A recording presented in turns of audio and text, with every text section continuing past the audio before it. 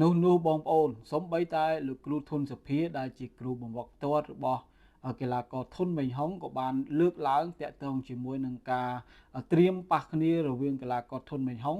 ជាមួយនឹងកីឡាករពេជ្រសម្បត្តិដែរបងប្អូនបាទអញ្ចឹងរឿងការប៉ះគ្នារឿងការរៀបចំឲ្យប្រកួតគ្នារវាងកីឡាករពេជ្រសម្បត្តិជាមួយនឹងកីឡាករ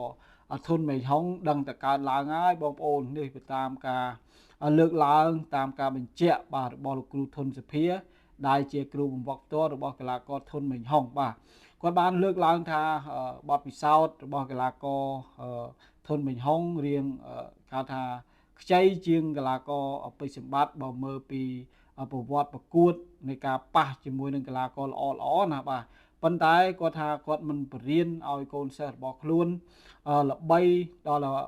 4-10ឆ្នាំបានល្បីអត់ទេបាទគាត់ថាត្រឹម2ឆ្នាំល្បីគឺថាល្អហើយបាទគាត់មិនដល់10ឆ្នាំទេរៀងយូរពេកបាទគាត់អត់បរៀនកូនសិស្សរបស់ខ្លួនឲ្យ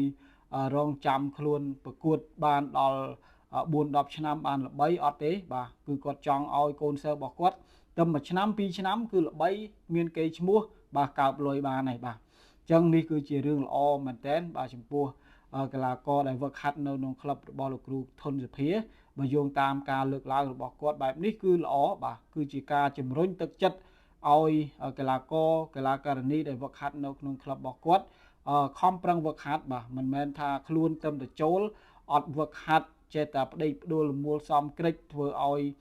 ការប្រកួតការវឹកហាត់មិនបានល្អគិតថាខ្លួនឯងនៅខ្ចីធ្វើអីមិនទាន់បានអត់ទេបាទដោយពេជ្រសម្បត្តិបងប្អូនឃើញហើយបាទគាត់ទើបតែហាត់បានតែប្រហែលឆ្នាំទេបាទខ្ចីមែនតើប៉ុន្តែការប្រកួតរបស់គាត់គឺថាល្បីតាំងពីគាត់ទៅប្រកួតបាន1ឆ្នាំ2ឆ្នាំមកម្លេះចឹងមានន័យថា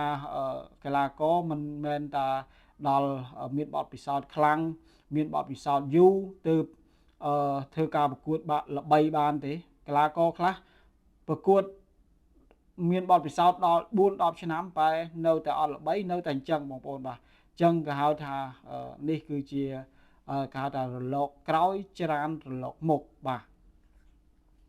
ឥឡូវយើងនិយាយតាក់ទងជាមួយនឹងការលើកឡើងរបស់លោកគ្រូធុនសុភាបាទគាត់ថាបើប្រៀបធៀបជាមួយពេជ្រសម្បត្តិនិងធុនមេញហុងគាត់ថាពេជ្រសម្បត្តិបាទធ្លាប់មានប្រវត្តិ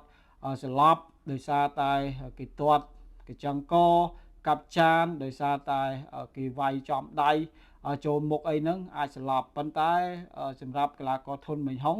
អត់មានប្រវត្តិស្លាប់ទេបាទអញ្ចឹងនេះគឺជារឿងមួយដែលថានេះមែនតើបាទល្អមែនតើរឿងមួយដែលថាកីឡាករធុនមេញហុងគាត់ល្អប្រសើរជាងកីឡាករពេជ្រសម្បត្តិត្រង់ថាគាត់ពិតជាប្រជាប្រិយភាពបច្ចុប្បន្នប្រៀបផ្ទឹមមួយពេជ្រសម្បត្តិអត់បានមែនប៉ុន្តែគាត់អត់ដែលស្លាប់បាទគាត់ប្រកួតអត់ដែលស្លាប់ទេបាទនេះគឺជាការលើកឡើងបាទរបស់លោកគ្រូធុនសុភាហើយគាត់ថាលោកគ្រូពេជ្រផាន់ចង់ឲ្យធុនសុភាចង់ឲ្យកីឡាករធុនមេញហុងមានបទពិសោធន៍បាទលក្ខណៈថាប្រកួតជាមួយអ្នកនេះអ្នកនោះបាទតាមកម្មអាចថាឡើងតាមកម្មមួយកម្មឲ្យចូលដល់កម្មពេជ្រសម្បត្តិបាទចឹងលោកគ្រូធុនសុភាថាអូខេបាទទុកឲ្យកូនសិស្សរបស់គាត់វឹកហាត់តាមកម្មប្រកួតតាមកម្មបាទហើយចាំទៅឡើងប៉ះជាមួយនឹងកីឡាករពេជ្រសម្បត្តិក៏អត់ទាន់ហួសពេលដែរបាទអញ្ចឹងគាត់ថាគូនេះបាទមានការរៀបចំហើយប៉ុន្តែគាត់ថា